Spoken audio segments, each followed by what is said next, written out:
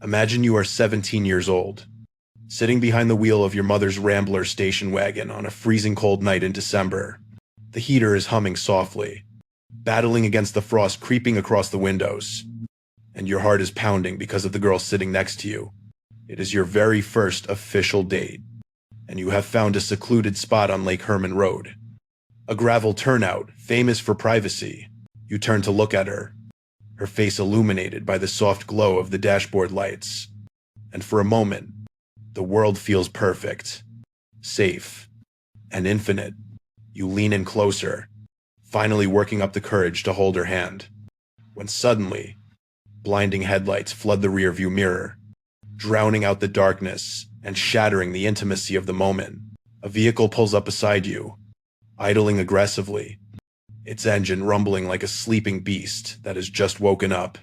You expect it to be a police officer chasing teenagers away, or perhaps just some other kids looking for a spot to park, so you try to remain calm. But then, the car does not leave. Instead, it backs up slightly and parks directly behind you, boxing you in against the gravel embankment. A silhouette steps out of the car, holding something dark and metallic in his hand, and as he walks toward your window with a deliberate, heavy gait, the air in the car suddenly feels too thin to breathe. "David, who is that?" Betty Lou whispers, her voice trembling with a primal fear that you instantly share. But before you can answer, the glass shatters.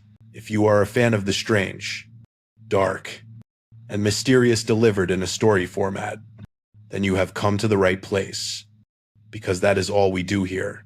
This story is perhaps the most notorious unresolved nightmare in American history, a case that has haunted the San Francisco Bay Area for over half a century.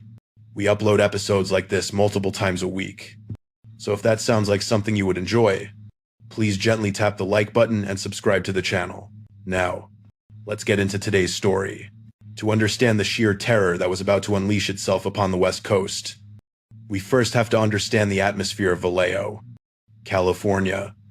In 1968, it was a time of immense cultural shift, heavily influenced by the Summer of Love that had occurred in nearby San Francisco just a year prior. The air was filled with talk of peace, rock and roll, and revolution. But beneath that colorful veneer, a darker, colder reality was festering. Vallejo was a working-class Navy town, quieter than the big city, the kind of place where neighbors knew each other and front doors were often left unlocked. It was a community that believed it was insulated from the violence of the world, a belief that was about to be violently disproven. At the center of this tragedy were two high school students who represented the very best of that innocent generation. David Faraday was 17 years old, a clean-cut wrestler and an Eagle Scout who was well-liked by everyone at Vallejo High School. He was the kind of boy who held doors open for strangers and had a bright future mapped out ahead of him. On the other side of this budding romance was 16-year-old Betty Lou Jensen, a quiet and artistic girl who was known for her shy demeanor and gentle spirit. This night, December 20, 1968, was a monumental occasion for both of them, as it marked their first proper date together, a night they had both anticipated with nervous excitement. The evening began with the typical wholesome activities of the era, the kind you would see in a nostalgic movie about American youth. David had borrowed the family station wagon, promising his parents he would be careful, and picked Betty Lou up from her house early in the evening. They promised her parents they would be home by 11 o'clock, a curfew that was strictly enforced and respectfully agreed upon. "You two have fun, but watch the time," Betty Lou's mother had said with a smile as they walked out the door, never suspecting that this would be the final time she would ever see her daughter alive. They drove off into the cool California night, feeling the thrill of freedom. Their plan was simple and innocent. They were going to attend a Christmas concert at the local school, but plans changed, as they often do for teenagers. Instead of the concert, they decided to visit a friend's house for a while, just hanging out and talking, before heading to a local diner for a bite to eat. As the night wore on and the curfew clock began to tick down, they weren't quite ready to say goodnight. David suggested they drive out to Lake Herman Road, a rural two-lane stretch on the outskirts of town that was surrounded by rolling hills and virtually zero streetlights. It was a desolate place known as a lover's lane, a spot where couples could find a few moments of privacy away from prying eyes.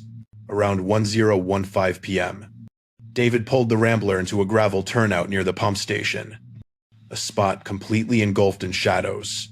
The only light came from the stars and the distant glow of the city they had left behind. For the next hour, they sat there talking, laughing, and enjoying the unique chemistry of young love. Witnesses who drove by later reported seeing the station wagon parked there, looking peaceful and undisturbed. It was the picture of suburban normalcy, a snapshot of teenage life that happens in thousands of towns across America every Friday night. However, around 11:00 p.m., the atmosphere on Lake Herman Road shifted from romantic isolation to something predatory. Another car was prowling the road that night, not looking for love, but hunting for sport. We don't know exactly what David and Betty Lou were saying in those final moments, but forensic reconstruction suggests they were caught completely off guard. The killer didn't just stumble upon them. He seemingly targeted the location with cold precision. When the unknown vehicle pulled into the turnout, it blocked their exit, trapping them effectively. David, likely realizing the danger, would have kept the doors locked, but the man outside had no intention of negotiating.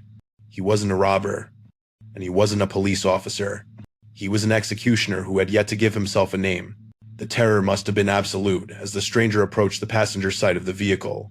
He didn't scream or make demands. He simply began to shoot. The first bullet shattered the rear window, sending a spray of safety glass over the interior and creating a deafening explosion of noise in the small cabin. "Get down," David might have yelled. Or perhaps they were too paralyzed by the shock to speak at all. The killer then fired into the rear wheel well, a tactical move to ensure the vehicle was disabled, proving that this attacker was calculating and composed, not a frenzied maniac acting on impulse. This was a man who had planned for this, a man who enjoyed the control. This wasn't just a random act of violence. It was the opening ceremony of a reign of terror that would paralyze the San Francisco Bay Area for years.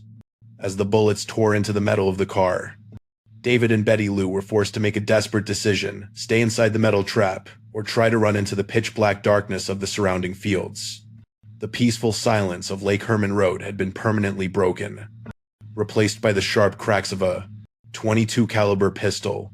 In the distance, the lights of Vallejo twinkled indifferently, unaware that the age of innocence was ending and the era of the Zodiac was about to begin.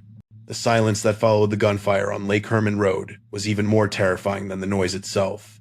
The killer, having emptied his weapon into the vehicle and the fleeing teenagers, calmly walked back to his car, the gravel crunching beneath his boots as the only sound in the freezing darkness. He didn't rush. He didn't panic. And he didn't check for valuables. He simply drove away, leaving behind a scene of absolute devastation. Minutes later, a local woman named Stella Borges drove past the turnout and saw the shattered station wagon and the bodies, a sight that would haunt her for the rest of her life. She raced to the nearest pump station, honking her horn and screaming for help, alerting the police to a crime scene that made no sense. When the Solano County Sheriff's detectives arrived, they were greeted by a puzzle that defied all conventional logic. David Faraday lay dead near the rear wheel of the Rambler, and Betty Lou Jensen was found several feet away, having been gunned down while trying to flee. Detective Les Lundblad looked at the scene and immediately ruled out robbery, as the teenagers still had their belongings, including David's class ring and loose change. Why would someone do this? A deputy might have asked, staring at the senseless carnage. But there was no answer to be found in the cold dirt. There was no evidence of sexual assault, no drugs, and no enemies. Just two innocent kids erased from existence by a phantom who had vanished into the night. For the next 6 months, the investigation went absolutely nowhere, turning into a source of frustration for law enforcement and a dull ache of grief for the families. The police chased down leads, interviewed classmates, and checked out local troublemakers, but every path led to a dead end. The community of Vallejo slowly began to exhale, convincing themselves that this was an isolated tragedy, perhaps a personal vendetta or a drug deal gone wrong that they didn't understand. The fear began to fade as the summer of 1969 arrived, bringing with it the heat and the 4th of July celebrations. People returned to their normal lives, unaware that the killer was not gone. He was merely waiting for the next holiday to strike again. On the night of July 4, 1969, just 4 miles away from the first crime scene, history began to repeat itself with terrifying accuracy.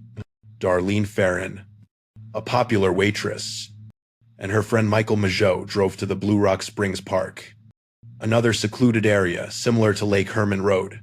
They parked their car, enjoying the warm summer breeze and the radio, when a pair of headlights appeared behind them. At first, they didn't think much of it, assuming it was just another car parking. But then the vehicle left, only to return minutes later. "I think he's coming back," Mike might have said nervously, watching as the car parked behind them, blocking them in exactly as the killer had done 6 months prior. A man stepped out of the car, carrying a bright, high-powered flashlight that he shone directly into their eyes, blinding them completely. Mike and Darlene assumed it was a police officer checking on them, so they began to reach for their IDs, trying to be cooperative. But the man didn't ask for identification. He walked up to the passenger window and opened fire with a 9mm Luger without saying a single word. The deafening roar of the gunshots filled the small car as bullets tore through Mike and Darlene, creating a chaotic scene of blood and shattered glass. The attacker started to walk away, but when he heard Mike moaning in pain, he turned around, walked back to the car, and fired 2 more shots into each victim, ensuring his work was finished. But the horror of that night didn't end in the parking lot. It was about to escalate into a psychological game with the police. 40 minutes after the attack, the Vallejo Police Department received a phone call from a payphone located just blocks away from the station. The dispatcher, Nancy Slover, answered the line and heard a calm, monotone voice that sent shivers down her spine. "I want to report a double murder," the voice said, pausing slightly before delivering the punchline that would change everything. "If you go 1 mile east on Columbus Parkway to a public park, you will find the kids in a brown car. I shot them with a 9mm Luger. I also killed those kids last year. Goodbye." This phone call was the first major red flag that the police were dealing with something far more dangerous than a typical murderer. This wasn't a crime of passion or a robbery. It was a performance. And the killer was demanding an audience. He wasn't just killing for the act itself. He was killing for the attention, taunting the police with his knowledge of the previous crime that they hadn't yet connected to him. The realization hit Detective Jack Mulanax and his team like a physical blow. The killings on Lake Herman Road and Blue Rock Springs were connected. They weren't dealing with random violence anymore. They were hunting a serial predator who was hunting them back. The terror didn't stay contained in Vallejo. It spilled over into the mailboxes of the San Francisco Bay Area press, turning the investigation into a public spectacle.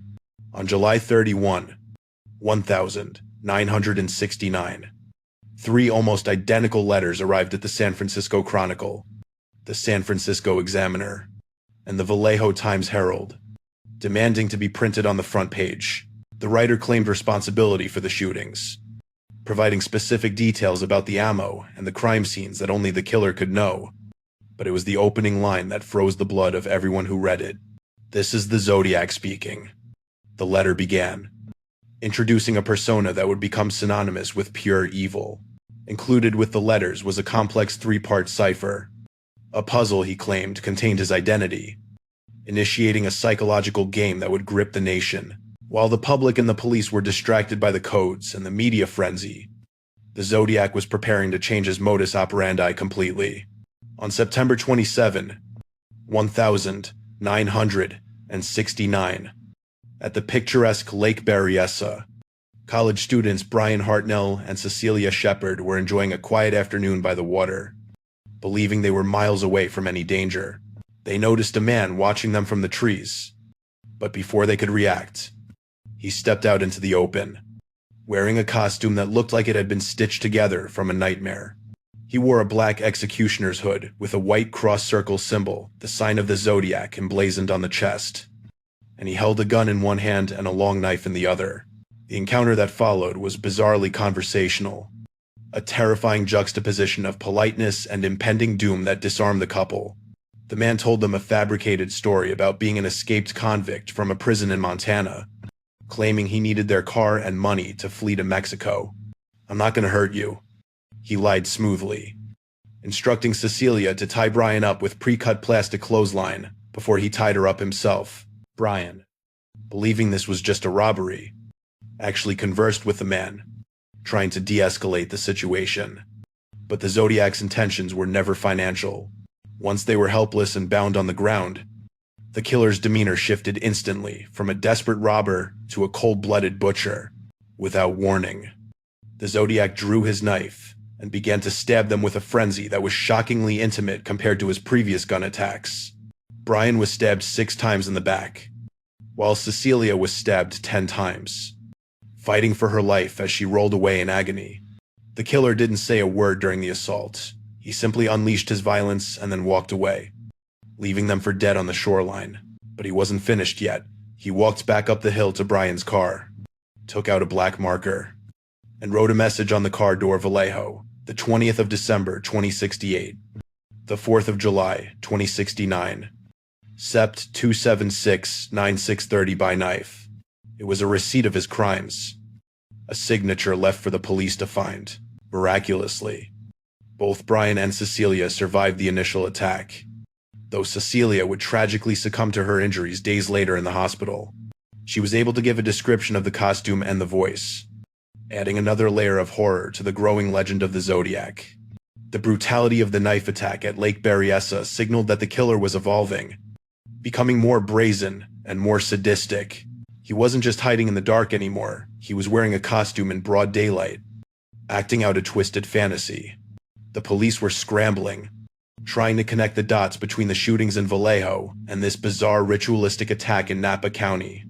But the Zodiac was already planning his next move. Just 2 weeks later, the killer decided to strike in the heart of San Francisco itself, moving from secluded lovers' lanes to the dense urban jungle. On the night of October 11, 1969, a cab driver named Paul Stein picked up a passenger who asked to be taken to the upscale neighborhood of Presidio Heights. It seemed like a routine fare until the cab pulled up to the intersection of Washington and Cherry Streets. The passenger, sitting directly behind Stein, grabbed the driver from behind and fired a single shot point-blank into his head. This wasn't a robbery gone wrong. It was an execution performed with chilling efficiency in a residential neighborhood lined with multi-million-dollar homes. The killer didn't flee immediately. Instead, he stayed in the cab for several minutes, seemingly taking a trophy from his victim. 3 teenagers watching from a window across the street saw the man wiping down the fingerprints from the cab's interior, showing a forensic awareness that terrified the investigators. They called the police immediately, describing a white male, but a critical error in the dispatch went out describing the suspect as a black male. This mistake would lead to one of the most agonizing what-if moments in criminal history, as the killer walked away from the scene, casually strolling into the fog. 2 patrol officers, Don Fook and Eric Zelms, drove right past him. Officer Fook actually slowed down and looked at the man, a white male with glasses and a heavy jacket. But since they were looking for a black suspect, they didn't stop him. "We passed him," Fook would later realize with sickening dread. "We passed the Zodiac." The killer disappeared into the Presidio Park, vanishing into the night like a ghost. Days later, the San Francisco Chronicle received another letter, this time containing a gruesome piece of Paul Stein's blood-stained shirt. The Zodiac mocked the police for their incompetence, gloating about how he had walked right past them while they were looking for the wrong man. But the letter contained a threat that was far worse than the mockery, a threat that would send the entire city into a state of absolute panic. The Zodiac wrote that he was tired of killing individuals and was planning something much bigger for his next act of terror. "School children make nice targets," he wrote, threatening to shoot out the front tire of a school bus and pick off the kiddies as they come bouncing out. This single sentence changed the entire dynamic of the case. It wasn't just couples in parked cars who were in danger anymore. It was everyone's children. Police cars began escorting school buses. Helicopters circled the city, and a curfew of terror descended upon San Francisco. The psychological siege of San Francisco following the school bus threat was unlike anything the city had ever experienced. Panic didn't just ripple through the community, it slammed into it like a tidal wave. altering the daily routines of thousands of families. Police cars began tailing school buses in grim convoys, and armed officers rode on board with terrified children, scanning the rooftops for a sniper that never appeared. "My God, is he gonna kill us today?" a mother might have whispered to her neighbor at the bus stop, clutching her child's hand a little too tightly. The Zodiac had achieved the ultimate goal of terrorism. He had paralyzed an entire major American city without firing a single shot, proving that his pen was indeed mightier and far more dangerous than his sword. Inside the Hall of Justice, the investigation was becoming a chaotic nightmare of overlapping jurisdictions and conflicting evidence. Detectives Dave Toschi and Bill Armstrong of the SFPD became the public faces of the hunt, working tirelessly alongside Ken Narlow from Napa and the Vallejo police. They were drowning in a sea of bad tips, fielding thousands of calls from well-meaning citizens who suspected their neighbors, ex-husbands, or strange co-workers. The composite sketch generated from the Presidio Heights witnesses was plastered everywhere, showing a man with horn-rimmed glasses and a crew cut. However, the sketch was generic enough to look like half the men in the Bay Area, leading to a paralysis of analysis where everyone looked like a suspect. Yet no one fit perfectly. Among the thousands of names that crossed the detectives' desks, one man stood out with a chilling intensity that separates a coincidence from a prime suspect. His name was Arthur Lee Allen, a convicted child molester who lived in Vallejo, just minutes from the first murder scene. When police interviewed him in 1971, he was wearing a wristwatch of the brand Zodiac, which featured the same cross-circle symbol the killer used in his letters. "I've never even heard of the Zodiac Killer," Allen might have claimed with a smirk, despite the symbol ticking right on his wrist, a level of arrogance that infuriated the investigators. He was intelligent, twisted, and seemed to enjoy the cat-and-mouse game a little too much. The circumstantial evidence against Allen was staggering, piling up like bricks in a wall that surely had to imprison him eventually. He owned the same type of wing-walker boots that left prints at Lake Berryessa, and he had mentioned to a friend that he wanted to hunt people because they were the most dangerous game, a phrase the Zodiac had used in his ciphers. During a search of his trailer, police found bloody knives and dissected small animals, offering a glimpse into a disturbed mind. Yet, for every piece of evidence that pointed to him, there was a scientific roadblock that cleared him. His handwriting didn't match the letters. His fingerprints didn't match the bloody prints on Paul Stein's cab, and the police were left screaming silently into the void. As the years dragged on, the investigation morphed from a high-octane manhunt into a slow, agonizing descent into hopelessness. The Zodiac continued to taunt the police with sporadic letters, keeping the wound fresh and the public fear alive. He sent greeting cards, maps, and more ciphers, some of which remain unsolved to this day, mocking the detective's inability to catch him. "I am waiting for a good movie about me," he wrote in one letter, turning his crimes into a media franchise, while the families of the victims waited for justice that was slipping away. The detectives were exhausted, their marriages strained, and their careers defined by the one monster they couldn't cage. The toll on Detective Dave Toschi was particularly devastating, as he had become the obsession of the media and, seemingly, the Zodiac himself. He spent his nights sitting in his car at the murder scenes, smoking cigarettes and staring into the darkness, hoping to understand the mind of the man he was hunting.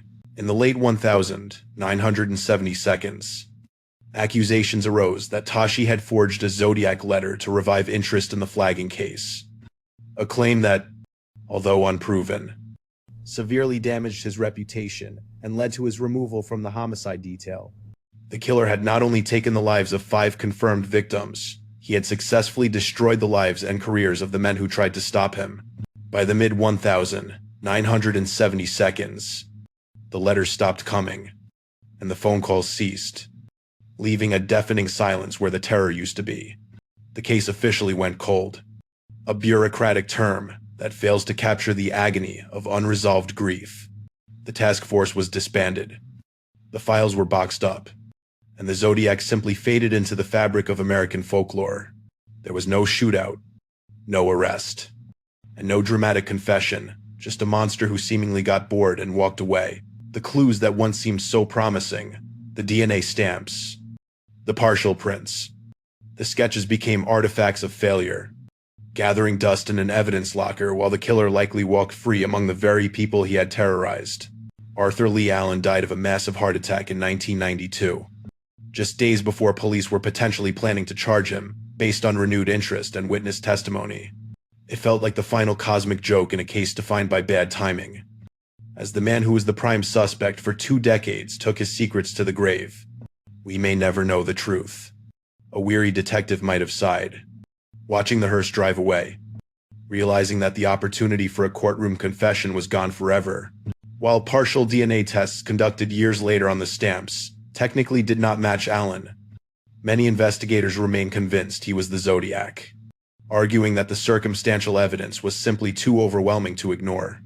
Yet the definitive proof remains elusive. The survivors of the Zodiac's rampage were left to navigate a world that had been permanently fractured by senseless violence. Michael Mageau, who survived the Blue Rock Springs shooting, struggled with the physical and mental scars for decades, eventually identifying Allen in a photo lineup years later, though his memory was clouded by trauma and the passage of time. Brian Hartnell, the survivor of the Lake Berryessa stabbing, went on to become a successful lawyer, quietly carrying the memory of that sunny afternoon that turned into a nightmare. They are the living testaments to the killer's brutality, walking reminders that this case wasn't just a puzzle to be solved, but a human tragedy that destroyed real lives and futures. In December 2020, over 50 years after it was sent to the press, the Zodiac's infamous 340 cipher was finally cracked by a dedicated team of amateur codebreakers. The world held its breath, hoping for a name or a confession, but the message was just another mocking void from the past.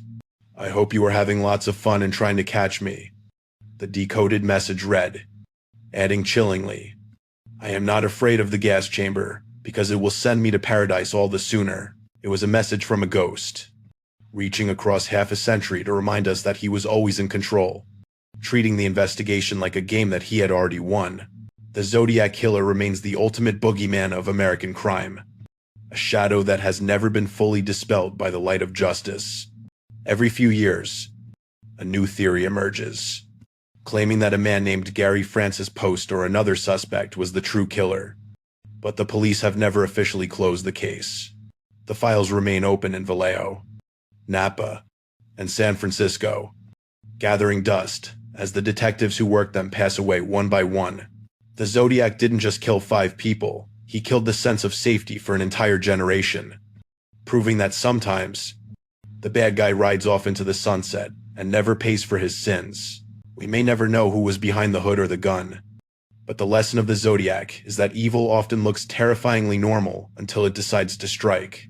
He could have been a postman, a teacher, or the quiet man sitting next to you at the diner, hiding his monster behind a polite, unassuming smile. If you enjoyed this deep dive into one of history's darkest mysteries, please remember to hit the like button and subscribe to the channel for more stories like this. We upload strange, dark, and mysterious content several times a week, and we would love to have you join our community. Stay safe, and keep your doors locked.